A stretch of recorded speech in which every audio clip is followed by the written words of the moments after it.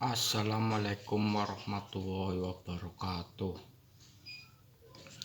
Salam santun kangge sederek setan nah air.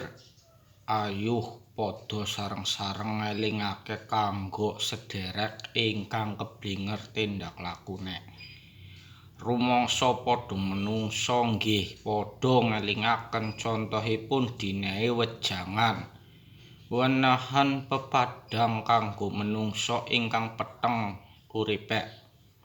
Artinipun wonten menungsa kesasar uripe nggih dinehe damar supaya padhang.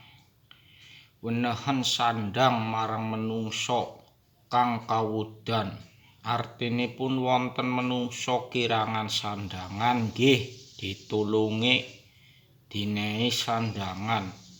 Sandhangan niku kanggo menungsa katon aibe nggih dinehi sandhangan supaya ora katon aibe.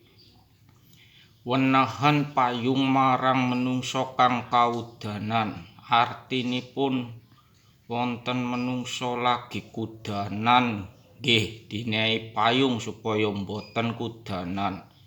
Udan niku dudu perkara banyu nanging udan ujian urip.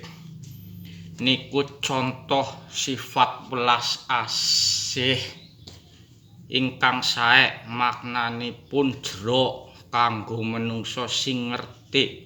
Niku dawuhe Kanjeng Sunan Bonang. Muga-muga ndadosipun manfaat kalih uripe kita sedaya kabeh. Akhirul kalam. Billahi taufiq wal hidayah. Wassalamualaikum warahmatullahi wabarakatuh. Salam cinta damai.